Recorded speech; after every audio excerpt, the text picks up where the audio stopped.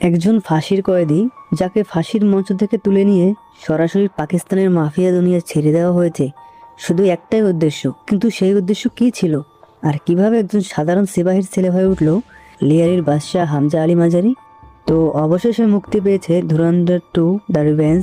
এই ছবিতে আমরা দেখলাম যে ভারত সরকার এমন একটি পরিকল্পনা তৈরি করেছিল যেখানে ভারতীয় গোয়েন্দারা পাকিস্তানের আন্ডারওয়ার্ল্ড মাফিয়ায় অনুপ্রবেশ করে সেই দুনিয়াকে ভেতর থেকে নিয়ন্ত্রণে নিয়ে আসবে। কারণটা সহজ, আইএসআই এবং পাকিস্তানি সন্ত্রাসীরা ভারতে হামলা চালাতে যে অস্ত্র ব্যবহার করে সেসব আসে এই পাকিস্তানি মাফিয়া আন্ডারওয়ার্ল্ডের হাত ধরে। তাই সন্ত্রাসবাদকে একেবারে শিকড় থেকে উপড়ে ফেলতে চালু করা হয়েছিল প্রজেক্ট ধুরন্ধর। তো চলো আজকের এই ভিডিওতে জানি প্রজেক্ট ধুরন্ধর কি সত্যি সফল হয়েছিল, আর আমাদের হামজা আলী মাঝারি কি পেরেছিল লিয়ারির টাউনের অর্থাৎ পাকিস্তানি মাফিয়ার বাদশা হতে। ছবির শুরু হয় হামজার অর্থাৎ আমাদের জাসকিরাত সিং রাঙের বেদনাদায়ক অতীত দিয়ে। এক সময় জাসকিরাত ছিল একজন সাধারণ ছেলে, ছোট্ট সুখী একটি পরিবার। বাবা সেনাবাহিনীতে কর্মরত, একটি বড় বোন আর একটি ছোট বোন যাকে জাসকিরাতেরই এক বন্ধু মনে প্রাণে ভালোবাসত। কিন্তু এই সুখ বেশি দিন টেকেনি। কিছুদিন পর উত্তরপ্রদেশের জাসকিরাত তার সেই বন্ধুর সঙ্গে একটি হাভেলিতে আসে। সেই হাভেলিতে চলতো মাদক ও অবৈধ অস্ত্রের কারবার। জাসকিরাতের বন্ধুর বাবাই ছিলেন এই ব্যবসার কর্তা। জিনিসপত্র কিনতে গিয়ে তারা দেখা পায় আতিফ আহমেদের, যিনি বাস্তব জীবনের আতিফ আহমেদ থেকে অনুপ্রাণিত একটি চরিত্র। সেখানে জাসকিরাতের বন্ধু AK-47 সহ বিভিন্ন অস্ত্রের অর্ডার দেয়। আতিফ জানতে চায়, তো অস্ত্র কেন? বন্ধু বলে, লোকজন মাতাল হয়ে বিরক্ত করে, ভয় দেখানোর জন্য দরকার। আতিফ রাজি হন এবং সব সরবরাহ করেন। কিন্তু জাসকিরাত ও তার বন্ধুর আসল পরিকল্পনা ছিল সম্পূর্ণ আলাদা। শহরে ফিরে এসে দুজন আলাদা হয়ে যায়। জাসকিরাত একা হাতে AK-47 নিয়ে চুপি চুপি ঢুকে পড়ে একটি বাড়িতে। তারপর সামনে যাকেই পায় একে একে নৃশংসভাবে হত্যা করতে থাকে। প্রতিটি আঘাতের আগেই একটাই প্রশ্ন, আমার বোন কোথায়? কিন্তু উত্তর কেউ দিতে পারে না। শেষমেশ একজন বলে, বোন বাইরে একটি ঘরে আটকে আছে। জাসকিরাত তাকে উদ্ধার করে। এরপর পুলিশ গ্রেপ্তার করে জাসকিরাতকে। কোর্টে বেরিয়ে আসে আসল ইতিহাস। একটি জমিজমার বিরোধে এক ক্ষমতার গ্যাংস্টার, যিনি তখন স্থায়ী বিধায়ক, জাসকিরাতের বাবাকে নির্মমভাবে খুন করেছিল। বড় বোনকে তার গুন্ডারা একাধিকবার ধর্ষণ করে হত্যা করেছিল, আর ছোট বোনকে অপহরণ করে নিয়ে গিয়েছিল। জাসকিরাত ও তার মা পুলিশে অভিযোগ করার চেষ্টা করেছিল বারবার, কিন্তু প্রতিপক্ষ রাজনীতিবিদ হওয়ায় কোনো এফআইআর কখনো দায়ের হয়নি। বিচার পায়নি তারা। 21 বছরের তরুণ জাসকিরাত সে সেনাবাহিনীতে যোগ দেওয়ার প্রশিক্ষণ নিচ্ছিল। শেষমেশ নিজেই হাতে তুলে নিয়েছিল ন্যায়ের ভার। কোর্টে বিপক্ষ উকিল প্রমাণ করে যে জাসকিরাত একাধিক খুন করেছে, তাই 7 বছরের জেল নয়, তার ফাঁসি হওয়া উচিত। জাসকিরাতের নিজের উকিল বুঝে নেন এবার ফাঁসি অনিবার্য। জেল থেকে বেরোনোর আগে জাসকিরাত শেষবারের মতো মা, বোন আর বন্ধুর সঙ্গে দেখা করে। বোনকে বলে পড়াশোনা চালিয়ে যেতে, আর যে বন্ধু বোনকে ভালোবাসতো তাকে বিয়ে করে নিতেও বলে। ফাঁসির জন্য নিয়ে যাওয়া হচ্ছিল জাসকিরাতকে পুলিশ ভ্যানে, কিন্তু মাঝপথে হঠাৎ গুলির শব্দ। কিছু লোক মুখে কালো মুখোশ পরিয়ে জাসকিরাতকে তুলে নিয়ে যায় অজানা গন্তব্যে। চোখ খুলে সামনে দেখে অজয় সানিয়াল। তিনি নিজের পরিচয় দেন এবং জাসকিরাতকে গোয়েন্দা হওয়ার প্রস্তাব দেন। ভেতর থেকে ভেঙে পড়া জাসকিরাত প্রথমে প্রত্যাখ্যান করে, কিন্তু সনিয়াল তাকে বোঝান, তুমি এমনিতেই সেনাবাহিনীতে যেতে, এখন অফিসিয়ালি নয় আনঅফিসিয়ালি দেশের কাজ করো, তোমার এখন কোনো লক্ষ্য নেই। একবার এই গভীর সমুদ্রে ঝাঁপ দাও, নিজের পথ নিজেই খুঁজে পাবে। তিনি আরও জানান যে প্রতি মাসে জাসকিরাতের পরিবারের জন্য সরকারি তহবিল থেকে PPF অ্যাকাউন্টে অর্থ পাঠানো হবে। জাসকিরাত রাজি হয়ে যায়। 2 বছরের কঠিন প্রশিক্ষণের পর তাকে আফগানিস্তান সীমান্ত দিয়ে পাকিস্তানে পাঠানো হয়, আর সেই মুহূর্তে জাসকিরাত সিং রাঙের মৃত্যু হয়। জন্ম নেয় হামজা আলী মাঝারি। রহমান দায়িত্বের মৃত্যু উদযাপন করছে লিয়ারি। আরশাদ পাপ্পু নিজেই নিজেকে লিয়ারির বাদশা ঘোষণা করে বসে। অন্যদিকে মেজর ইকবল আর SP আসলামের মধ্যে কথোপকথনে জানা যায় রহমানকে মারানো হয়েছিল বড় সাহেব এর ছোট ভাই নুরার হত্যার বদলা নিতে। রহমান বালক ছিল, তাই পরিণতি এটাই হওয়ার ছিল। হুজরাই বালচ ক্রোধে ফুঁসছে, SP আসলামকে মারতে চায়, কিন্তু হামজা তাকে শান্ত করে। রিজওয়ান, সে আসলে ভারতীয় গোয়েন্দা, জানায় যে আরশাদ পাপ্পুই রহমান ভাইয়ের অবস্থান পুলিশকে ফাঁস করে দিয়েছিল। হামজা উজাইরকে বোঝায়, আগে আরশাদ পাপ্পুকে সরাও, লিয়ারি দখল করো, বালকদের সম্মান ফিরিয়ে আনো। তারপর শুরু হয় রক্তাক্ত গ্যাংযুদ্ধ। পুরো লিয়ারি তছনছ হয়ে যায়। আরশাদ পাপ্পুর লোকদের খুঁজে খুঁজে শেষ করা হয়, কিন্তু আরশাদ নিজে পালিয়ে থাকে। তখন হামজা উজাইরকে পরামর্শ দেয়, পুরো লেয়ারই জ্বালিয়ে দাও, তাহলে গর্ত থেকে বেরোতে বাধ্য হবে আরশাদ। কৌশল কাজ করে। আরশাদ জামালির কাছে সাহায্য চায়। জামালি পুলিশের গাড়ি পাঠায় এবং তার দুধের কারখানায় লুকাতে বলে, কিন্তু সেখানেই পাতা ছিল ফাঁদ। কারখানায় ঢুকতেই হামজা আর উজাইর তাদের পুরো দল নিয়ে অপেক্ষা করছিল। উজাইর প্রথমে আরশাদের সামনে তার বিধ্বস্ত সহযোগীর গলা কাটে। পরের দিন লিয়ারির রাস্তায় গাড়ির সামনে বেঁধে আরশাদকে ঘোরানো হয়। তারপর সবার সামনে উজাইর তার মাথা ধর থেকে আলাদা করে ফুটবলের মতো খেলে। এই ভিডিও পুরো পাকিস্তানে ভাইরাল হয়ে যায়। ঘটনা পৌঁছে যায় সরাসরি পাকিস্তানের প্রেসিডেন্ট জারওয়ারি সাহেব পর্যন্ত। তিনি জরুরি বৈঠক ডাকেন। মেজর ইকবল, এসপি আসলাম, জমিল জামালি সবাই হাজির। প্রেসিডেন্ট রাগান্বিত হন, জানতে চান কিভাবে বিষয়টা চাপা দেওয়া যায়। এসপি আসলাম পরামর্শ দেন, বিশ্ববিদ্যালয় থেকে কয়েকজন বালক ছাত্রকে তুলে জাতিবিরোধী তকমা দিয়ে এনকাউন্টার করো, তাহলে মিডিয়ার নজর ঘুরে যাবে। কিন্তু জামালি বলেন, উজাইরকে মারলে পুরো লিয়ারি বিদ্রোহ করবে, বরং তাকে এটিএ আইনে গ্রেফতার করো। এই পরিকল্পনার কথা জানিয়ে জামালি হামজা ও উজাইরের কাছে আসেন। উজাইর যেতে রাজি ছিল না। আসলামের বদলা নেওয়া তখনও বাকি, কিন্তু হামজা তাকে বোঝায়, এখানে সেনা আসছে, পুলিশ নয়। সামনে দাঁড়ালে ঘটনাস্থলেই মারা যাবে, বেঁচে থাকলে প্রতিশোধ নেওয়া যাবে। উজাইর রাজি হয় এবং পাকিস্তান ছেড়ে দুবাই পাড়ি দেয়। অন্যদিকে বিশ্ববিদ্যালয় থেকে তোলা ছেলেদের মধ্যে ছিল আজাদ বালুচিস্তান ফোর্সের নেতার নাতি। হামজা কিন্তু ভারতীয় গোয়েন্দা নেটওয়ার্ক ব্যবহার করে উজাইরকে দুবাই বিমানবন্দরেই গ্রেপ্তার করিয়ে দেয়। ডাবল ক্রস করে। লিয়ারিতে আর কোনো প্রতিযোগী নয়। এইভাবে জন্ম নেয় হামজা আলী মাঝারি, কিং অফ লিয়ারি। হামজা আগে থেকেই বুঝেছিল বর্তমান সরকার টিকবে না। সে জামালি ও জায়েদ খানকে পরামর্শ দেয় বিরোধী নেতা নবাব শফিককে সমর্থন করতে। লিয়ারির ভোট আর অর্থায়নের প্রতিশ্রুতি দিয়ে নবাব শফিকের পার্টি নির্বাচনে জয়ী হয়। শফিক হন নতুন প্রেসিডেন্ট। এত কিছুর মাঝে হামজা আজাদ বালুচ ফোর্সের নেতার কাছে সমবেদনা জানাতে যায়। সেখানে জানা যায় ইয়ালিনা গর্ভবতী। হামজা খুশিতে তাকে একটি নতুন বাংলো কিনে দেয়। কিছুদিন পর তাদের একটি ছেলেও হয়। এদিকে হামজার উত্থানের খবর পৌঁছে যায় এক রহস্যময় মানুষের কানে, যিনি বড় সাহেব নামে পরিচিত। মেজর ইকবালের মাধ্যমে হামজাকে ডাকা হয় তার বাংলোতে। কড়া নিরাপত্তায় ঘেরা সেই বাংলোর ভেতরে গিয়ে হামজা যা দেখতে পায় তাতে সে চমকে যায়। উপরে বসে আছেন স্বয়ং দাউদ ইব্রাহিম, তবে স্বাস্থ্য অত্যন্ত ভঙ্গুর। দাউদ জাভেদ খানকে নির্দেশ দেন, উত্তরপ্রদেশের নির্বাচন পাল্টে দিতে 60 কোটি টাকার জাল নোট তৈরি করো। তারপর হামজার দিকে ফিরে বলেন, মুসলিম উম্মার জন্য তোমাকে কাজ করতে হবে, তবেই লিয়ারির গদিতে তোমার হক প্রমাণ হবে। এরপর দাউদ হামজা ও ইকবালকে জানায়, ভারতের পাঞ্জাবে আবার মাদকের ঢল নামাতে হবে। মাদক বিক্রির মুনাফায় অস্ত্র কিনে সন্ত্রাসীদের দেওয়া হবে, আর ভারতের জনগণ মাদকের নেশায় ডুবে যাবে। হামজা প্রথমে প্রত্যাখ্যান করে, কিন্তু দাউদ সত্য জুড়ে নেন। আনুগত্য প্রমাণ করতে হলে এটা করতেই হবে। হামজা এই পুরো পরিকল্পনার তথ্য আলম চাচাকে পৌঁছে দেয়, কিন্তু সেই সময় খবর আসে পুলওয়ামায় পাকিস্তান আবার সন্ত্রাসী হামলা চালিয়েছে। মাদকের চুক্তি করতে ভারত থেকে 3 জন আসছিল।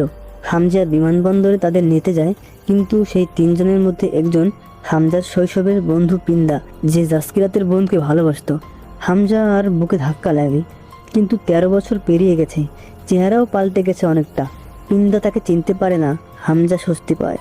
মাদকের তালিকা, দাম ঠিক হয় 12 কোটি টাকায়, যা ভারতে বিক্রিতে দাঁড়াবে প্রায় 150 কোটিতে। চুক্তি পাকা। সেখানে হামজা আরেকটি মুখ চেনে, জহুর মিস্ত্রি, কান্দাহার বিমান অপহরণের সেই কুখ্যাত সন্ত্রাসী। রাতে হামজার বাংলোয় পার্টি। আলম চাচাও ক্যাটারিংয়ের ছদ্মবেশে উপস্থিত। তিনি হামজাকে একটি বিশেষ আংটি দেন গোপনে। হামজা তা নিজের কাছে রেখে দেয়।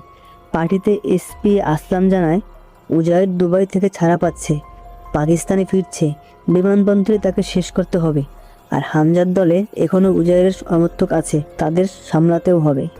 হঠাৎ পিন্দা হামজাকে বলে, বাথরুমে নিয়ে যাও। বাথরুমে ঢুকে নেশায় মাতাল পিন্দা বলে ওঠে, কেন চিনলি না আমাকে জাসকিরাত? নেশার ঘরে পিন্দা জিজ্ঞেস করে, তুই এখানে কিভাবে এলি? মায়ের কথা মনে নেই তোর? হামজা বলে, পালানোর সুযোগ পেয়ে সীমান্ত পেরিয়ে এসেছিলাম। মা কেমন আছে? জসলিন কেমন আছে? পিন্দা জানায়, মা ঠিক আছে। জসলিন আর পিন্দার এখন 2টো সন্তানও হয়েছে। কিন্তু হঠাৎ নেশায় মাথা ঘুরে পিন্দার দৃষ্টি ঝাপসা হয়ে আসে। সে হামজার সাথে তর্কে জড়িয়ে পড়ে। হাতাহাতি শুরু হয়। তারপর দুর্ঘটনাবশত একটি ইঞ্জেকশন পিন্দার চোখে ঢুকে যায়। সে পিছলে পরে মাথা ঢোকে একটি শক্ত বস্তুতে। পিন্দার মৃত্যু হয় সেখানেই। হামজা কষ্টে চূর্ণ হয়ে বাইরে বেরিয়ে মদ পান করতে থাকে, কিন্তু এসপি আসলামের চোখে সন্দেহের আলো। ভেতর থেকে চিৎকার শোনা যায়, ভিড় জমে যায়। সেই মুহূর্তে আলম চাচা পিন্দার মৃত্যুর দায় নিজের মাথায় তুলে নেন এবং নিজেকে ভারতীয় গোয়েন্দা বলে প্রকাশ করে দেন, যাতে হামজা বেঁচে যায়। কিন্তু এতে হামজাকে দুর্ভাগ্যবশত আলম চাচাকে নিজ হাতে শেষ করতে হয়। হামজা আলম চাচার প্রিয় চায়ের দোকানে গিয়ে নিথর বসে থাকে। একা ভেতর থেকে ভেঙে পড়ে। এসপি আসলাম ও লিগারি টাস্ক ফোর্সের প্রধানের মাথায় হামজার বিষয়ে সন্দেহ জমতে থাকে, কারণ আলম চাচাই হামজাকে রহমানের কাছে পরিচয় করিয়ে দিয়েছিল। এই কথোপকথন ইয়েলিনা শুনে ফেলে। সে পুরো বাড়ির তন্ন করে খোঁজে, পেয়ে যায় হামজার গোপন ডায়েরি, যেখানে সব নাম, সব পরিকল্পনা লেখা আছে। রাতে হামজা বাড়ি ফিরলে ইয়েলিনা সরাসরি বন্দুক তাক করে। হামজা বোঝানোর চেষ্টা করে, ভারতের শত্রুতা তোমাদের সাথে নয়, তোমার সাথে নয়, পাকিস্তানের সাধারণ মানুষের সাথেও নয়। শত্রুতা আইএসআই এর সাথে, যারা পাকিস্তানেও হাজার হাজার নিরীহ বালককে মেরেছে। ইয়েলিনা একটু থামে, তারপর বলে, আমার ছেলের জন্য কিছু না হয়, তোমার কাছ থাকলে দ্রুত সারো। আসলামের সন্দেহ হয়ে গেছে। হামজা পরের দিন বালক ফোর্সের নেতার কাছে যায় এবং জানায় তার নাতিসহ নিরীহ বালকদের হত্যার পেছনে ছিল এসপি আসলাম। এখন তাকে একসাথে ছড়াতে হবে। কিন্তু এই খবর আসলামের কানেও পৌঁছে যায়। সে বুঝে যায় হামজা তাকে মারার পরিকল্পনা করছে। সেই দিনই উজাইরকেও বিমানবন্দর থেকে আনতে হতো। হামজা ফোন করে আসলামকে জানায় রাস্তা বদলাতে হবে, কিন্তু আসলাম নিজের বুদ্ধি খাটায়। সে হামজার বলা রাস্তায় টাস্ক ফোর্সের প্রধানকে পাঠিয়ে দেয় আর নিজে বেরোয় হামজাকে তুলতে। হামজার লোক আগে থেকেই আসলামের অফিসের বাইরে পাহারা দিচ্ছিল। সে দেখে আসলাম হামজার বাড়ির দিকে রওনা দিয়েছে। সাথে সাথে হামজাকে ফোন করে সতর্ক করে। হামজা ফোনে আসলামকে বলে, আসলাম সাহেব, সারা জীবন আফসোস থেকে যাবে যে আমাকে বোকা বানাতে পারলে না, জমিল সাহেবকেও না। এরপরের মুহূর্তেই পুরো গতিতে একটি গাড়ি এসে আসলামের গাড়িতে সরাসরি ধাক্কা দেয়। এসপি আসলামের জীবনাবসান সেখানেই শেষ হয়। তারপর তার জন্য ফুলের তোড়া পাঠানো হয়। উজাইর বালসকে গ্রেপ্তার করা হয়। হামজা জেলারকে টাকা দিয়ে নিশ্চিত করে উজাইরের গায়ে যেন কোনো আঘাত না লাগে। হামজা দুবাই যায়। বহু বছর পর অজাজ সনিয়ালের সাথে দেখা। সনিয়াল সাবাস দেন এবং জানান এখন হামজার হাতে পূর্ণ স্বাধীনতা, যাকে মারতে হয় যেভাবে মারতে হয়। হামজা গুরুত্বপূর্ণ তথ্য দেয় আতিফ আহমেদ ও 60 কোটি জাল নোটের পরিকল্পনার কথা। এই তথ্য ভারতে পৌঁছালে চালু হয় অপারেশন গ্রিন লিফ। রাতারাতি 500 ও 1000 টাকার পুরনো নোট বাতিল, নোটবন্দি। উত্তরপ্রদেশে আতিফ আহমেদ মেজর ইকবালকে ফোনে বলে একজন চাওয়ালা সব শেষ করে দিয়েছে। সবচেয়ে বেশি ক্ষতিগ্রস্ত হয় জাওয়েদ খনানি। সে মেজর ইকবালের কাছে সাহায্য চায় কিন্তু পায় না। তারপর কাঁদতে কাঁদতে হামজাকে ফোন করে। হামজা কারখানায় খনানির কাছে যায়। ছাদে দুজন ধূমপান করতে যায়। হামজা বলে শেষ সিগারেটটা খেয়ে নে।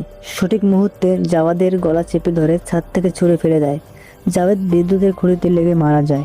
উত্তরপ্রদেশে সনিল সাহেব আতিফ আহমেদকেও গ্রেফতার করে দেন। এরপর হামজা একে একে লস্করি তাইবা ও আইএসআই এর কমপক্ষে 20-25 জন সদস্যকে নির্মূল করে। এই অভিযানের পরিসমাপ্তি ঘটে একদিন গুদাম ঘরে। জোহর মিস্ত্রিকে কোণঠাসা করে ভিডিও কলে সনিয়ালের সামনে হামজা তাকে দিয়ে ভারত মাতা কি জয় বলায়। তারপর মাথায় গুলি। সনিয়ালের পুরনো প্রতিশোধ সম্পন্ন হয়। মেজর ইকবাল হামজাকে জানায় দাউদ আবার ডেকেছেন। হামজা তখন আলম চাচার দেওয়া আংটিটি বের করে। এই আংটির ভেতরে একটি বিশেষ তরল, যা ত্বকের সংস্পর্শে এলে ধীরে ধীরে বিষের মতো শরীরে জড়ায়। ফুসফুস, কিডনি, হার্ট ধীরে ধীরে একে একে অকেজো করে দেয়। মানুষ বেঁচে থেকে মৃত্যুর জন্য কাঁদে। দাউদের কাছে গিয়ে হামজা দেখে টিভিতে খবর চলছে বাবরি মসজিদ মামলার রায়। জমিটি রাম মন্দিরের জন্য দেওয়া হয়েছে। দাউদ ক্ষোভে জ্বলে ওঠেন। লস্করি তাইবার নতুন বাহিনী করার নির্দেশ দেন। এবারে 4-5 জন নয়, পাঠানো হবে 40-50 সন্ত্রাসী। হামজা দাউদের সাথে হাত মেলাতে যাচ্ছিল। ব্যান্ডেজের ভেতরে সেই বিষাক্ত তরল লুকানো। ঠিক সেই মুহূর্তে নার্স এসে দাউদের হাত সরিয়ে দেন, কারণ হঠাৎ তার শারীরিক অবস্থা আরও খারাপ হয়ে পড়ে। মেজর ইকবাল আমন্ত্রণ জানায়, কাল অস্ত্র আনতে যাচ্ছি, সাথে লস্করি তাইবার মুরিদ খা প্রশিক্ষণ কেন্দ্রটাও দেখে নাও। ইকবাল আতিফ আহমেদকে জেলে ফোন করে জানায় জাল ডাক্তারি সার্টিফিকেটে 2 দিনেই জামিন হয়ে যাবে। এই কথা একজন জেলার শুনে ফেলে। হামজা মিশনে বেরানোর আগে ইয়ারিনাকে বলে যায়, এই কাজের পর আমরা এখানে থাকতে পারবো না। দূর থেকে লিয়ারি টাস্কের ফোর্সের প্রধান এই সব দেখছিল। হামজা বেরিয়ে যেতেই সে সুযোগ নেয়, বাড়ি দখল করে হামজার ছেলেকে জিম্মি হিসেবে রাখে।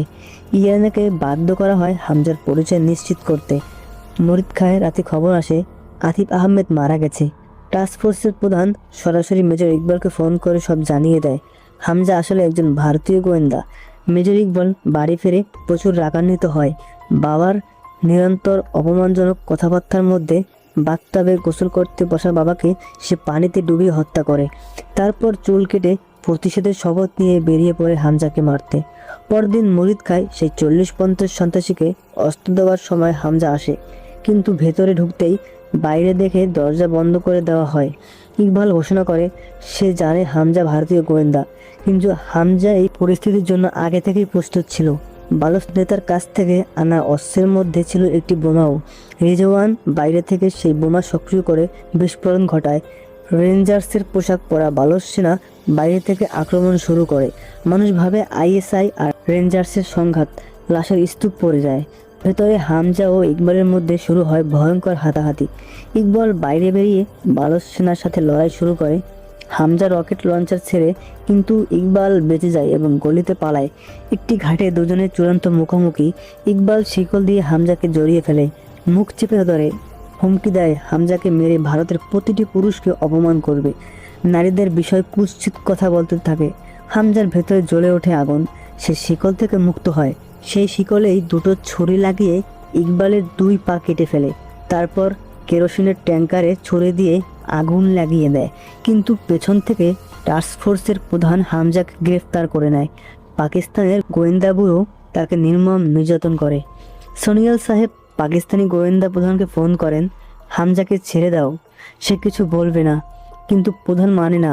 তখন সোনিয়াল তাকে পাঠান একটি ভিডিও, যেখানে সেই গোয়েন্দা প্রধান নিজেই পাকিস্তানের পারমাণবিক তথ্য ইসরায়েলকে পাচার করেছে।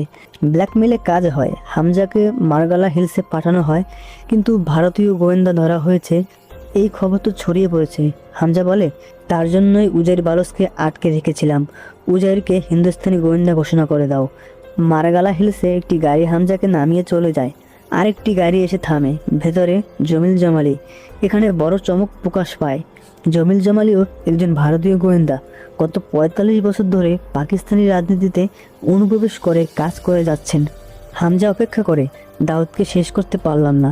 জামালি তখন পুরানো ছবির অ্যালবাম বের করেন। দাউদের সাথে তোলা ছবিগুলো দেখিয়ে বলেন, আমি গত অনেক বছর ধরে সেই একটি তরল ব্যবহার করে দাউদকে ধীরে ধীরে বিষ দিয়ে আসছি, তাই দাউদের স্বাস্থ্য এত ভাঙুর। হামজা হাসে, শেষমেশ প্রতিশোধ সম্পন্ন। ভারতে ফিরে এসে হামজা অজয় সোনিয়ালের সাথে দেখা করে। সোনিয়াল বলেন, বিশ্রাম নাও, আগামীকাল ব্রিফিং আছে। হামজা তারপর ইয়েলিনা ও ছেলের ছবি আগুনে পুড়িয়ে দেয়। হামজা আলী মাঝারিকে চিরতরে বিদায় দিয়ে সে আবার হয়ে ওঠে জাসকিরাত সিংরাঙ্গি। জাসকিরাত হিসাবে ফিরে আসতেই তার মনে পড়ে নিজের ঘরের কথা। কাউকে না জানিয়ে সে সরাসরি বাড়ির দিকে রওনা হয়। বাড়ির কাছে পৌঁছে দূর থেকে দেখে মা বোন জসলিন আর জসলিনের 2 ছোট সন্তান। সবাই হাসছে, নিজেদের জীবনে মানিয়ে নিয়েছে, সুখী তারা। জাসকিরাত থমকে যায়, ভাবে যদি আমি এদের কাছে যাই তাহলে হয়তো আবার বিপদ আসতে পারে ওদের জীবনে। তারা এখন নিরাপদ, সুখী, এটাই যথেষ্ট। সে ফিরে যায়, তাদের সাথে না মিলেই একা। আর এখানেই ছবির পর্দা নামে। তো এটাই ছিল ধুরন্ধর 2 দ্য রিভেঞ্জের গল্প। তোমাদের এই ছবিটা কেমন লাগলো কমেন্টে জানিও। ভিডিওটা একটু হলেও ভালো লাগলে লাইক করতে ভুলো না। আর এরকম আরও ভিডিওর জন্য চ্যানেলটা সাবস্ক্রাইব করে রাখো। ততক্ষণের জন্য বাই বাই।